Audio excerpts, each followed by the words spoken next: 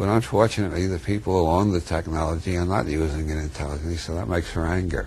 So I got both optimism and anger, which I think is a good mixture. It keeps me busy anyway. After I caught with something particularly nasty about George Bush, I may feel good for 2 or 3 hours afterwards. If it's funny enough, and I think it might get widely quoted, or at least limited quotation. Colin Wilson, who I met a few times, we're not related despite the same last names. He told me the difference between writers and serial killers is that writers have another outlet for their rage. And that was back in the 1980s. He told me that long before I discovered Hannibal Lecter. And I looked at the Hannibal Lecter films and I realized I kind of like this guy. I wouldn't do anything like that. I'm too gentle and I have too much empathy and so on. But I really would like to devour a couple of hundred congressmen and a few dozen televangelists if I had the nerve to do it. Those people seem like such monsters to me. I wish Hannibal did eat a few of them. I can't do it myself, so I let him do it for me. But meanwhile, I got my writing as an outlet. But boy, Jerry Falwell and Strom Thurmond and George Bush and there's quite a few of them that I think would make excellent gourmet treats for Dr. Lecter if he was still around. Last heard of he was in Buenos Aires, you know.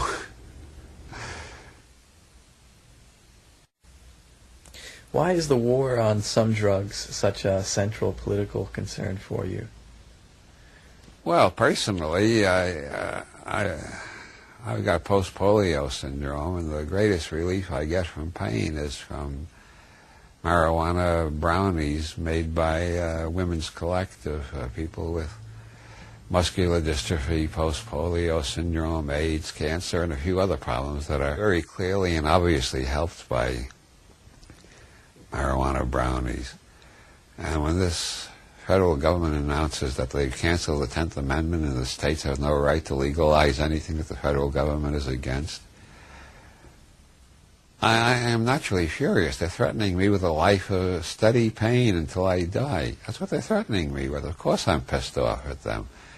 And it's not just for my own sake, but it's for the sake of all the AIDS patients, all the cancer patients, all the other people for whom life is bearable because they can get some marijuana in one form or another. It is one of the best painkillers known, and it's non-addictive, and it has an extra added benefit, the high, which is what the TSOG is afraid of. They don't want anybody to get high because people who are high get happy, and people who get happy get ambitious and uppity and rambunctious. And they want everybody to be depressed. But the high is part of the cure. I think every goddamn disease in the world is improved by feeling happy and good. And any compound that not only relieves pain but makes you feel happy and cheerful and think of funny things is helping you cure. If the government keeps saying that if they find a way to take the high out, they'll legalize it, and then through some pharmaceutical company that'll charge us $30 a day or $50 a day or whatever, so nobody can afford it except the very rich, and the poor will go on living in pain or buying in back alleys from regular pot dealers. I don't know. When my mother was dying, I kept thinking, I wish I could figure out a way to turn her on to pot. It would do her a lot of good. I never could think of a way to approach the subject. Sometimes I rebuke myself for not being a little braver about that.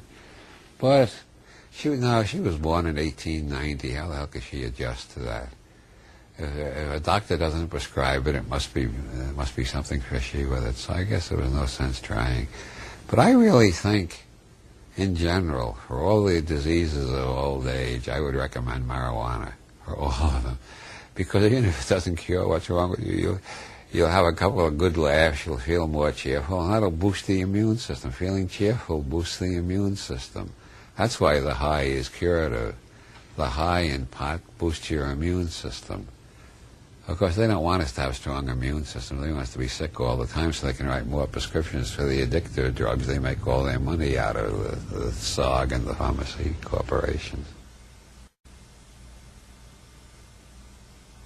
Is TSOG a conspiracy book? Yeah, I've been writing about other people's conspiracy theories for 30 years or more. I decided to write my own conspiracy theory. Of course, I don't believe it. If I believed it, I'd become a fanatic. I just think it's the most plausible conspiracy theory so far, but that doesn't mean it's true. It just seems plausible to me. I'm sure it'll seem true to some people, and I don't mind that if they don't understand me any better than that. I put a contract at the beginning asking them to put everything in the maybe state, but they're going to put it in the yes state. Well, okay. That means more people who are leery about the government. I think the more people who are nervous and leery about the government, the better. The more people trust the government, the more troubles we're going to have. The Founding Fathers didn't trust the government at all. They looked at it with profound suspicion. I wanted to get the reader into the right headset at the very beginning, so I put a contract at the beginning that I don't swear that everything in this book is true, and I don't know that everything in the book is false either. These are my best guesses. And the reader promises to put everything in the maybe category until such time as she or he has the time and the inclination to do enough research to decide just how sound the book is. I just want to get the reader into that framework to start with. I don't know if it'll work, but I thought it was worth it. I've tried every other method to get my readers into the maybe framework. Even after 40-some years of practice of maybe logic, I find myself sounding overly dogmatic at times, as if I really know for sure things which, it seems to me, are only the best guesses I could make at the present. But my perceptions are more and more in the maybe mold. It's beginning to come out of my frontal lobes into my back brain. I'm beginning to more and more perceive things as maybes. Although, of course, the funny thing about maybe logic, your critics never notice that. I put things in maybe terms, and I notice almost all the really negative criticism I get is by people who assume because I'm not taking their stand, I must be taking the opposite stand. They have a yes-no logic. I put things in maybe. They assume that means I put it in either yes or no. They can't understand maybe at all. I've never seen a really detailed attack on my books which did not assume I was asserting things, which I very carefully did not assert. Some people just can't get beyond either or. No matter how hard you try to push them, they still think you're on one side or the other, or some kind of abstract, artificial dichotomy. Whereas I'm in a world of sensory impressions, most of which are somewhat dubious. As I have often said, I see about 3 UFOs a week. That does not surprise me because I see about 7 UNFOs, that's unidentified non-flying objects. Other things I see are totally unidentified. I don't know what the hell they are.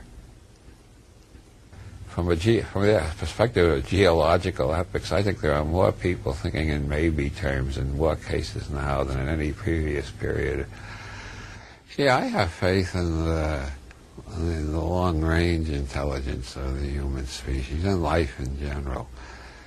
When you consider how long life has been on this planet, and all this planet has been hit with in that time in the way of meteors, comets, earthquakes, plague, there are more species that became extinct before humanity arrived than have been extinguished by humanity, which is always a good thing to know so you don't feel too guilty about being human. But I have faith in life.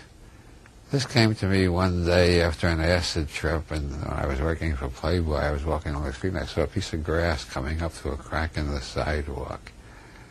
And I suddenly remembered the close of Tennessee Williams' play, Camino Real. The flowers in the mountain have broken through the rocks. And I thought, yeah, life is invulnerable and tireless. It goes on struggling. Even in the form of grass, it'll find a crack in the concrete. And I kept that feeling ever since. I have a basically positive attitude towards life. It's good, it's strong, it always wins in the long run. Of course, that's life in general. Gene pools sometimes get wiped out. Individuals almost always get wiped out and will continue to be until we make some great scientific breakthroughs in longevity and so on. But life itself seems absolutely immortal and invulnerable. I can't believe there's anything we can do to this planet that can destroy life entirely. We can certainly mess things up to a great extent, but I don't think we can destroy life entirely. There's too much of it in too many forms and too many... Hell, it's at the top of the Himalayas, it's down in the waters under Krakatoa, it's in the Antarctic. Life seems to have gotten everywhere. It just adapts. That's what Leary called DNA wisdom, and I'm inclined, I don't know whether it's DNA or something that uses the DNA as a receiver or transmitter, but whatever it is, I have great faith in it. But that's not a dogmatic faith. I'm not going to go around locking up people who say life was a mistake. Life is all wrong. Life is miserable. If they want to feel that way, let them feel that way.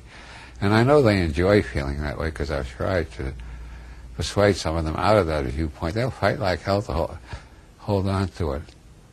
Pessimism and depression seem very closely allied to me. I can't hardly tell them apart. And people who are in either state, depression or pessimism, they'll fight like hell to stay there. They don't want to come out.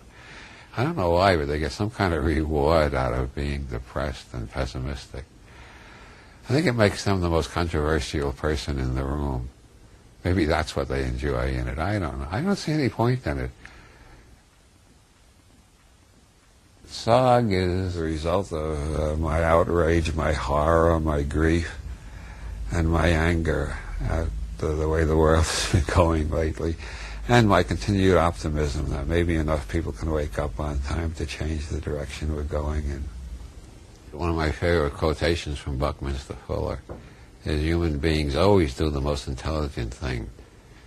After they tried every stupid alternative and none of them have worked. I really believe that in the long run, people do give up their stupidities. Sometimes it takes a long, long, long time, but eventually they do give them up.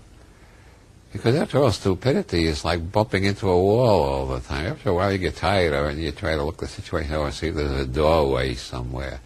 I think most people eventually do look for the doorway and stop bumping into the wall.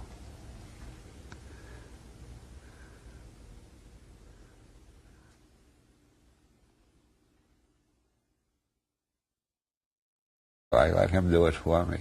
But meanwhile, I got my writing as an outlet.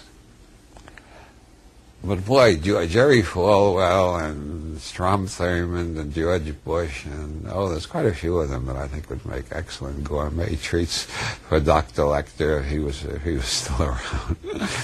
Last heard of he was in Buenos Aires, you know. I looked at the Hannibal Lecter films and I realized I kind of like this guy.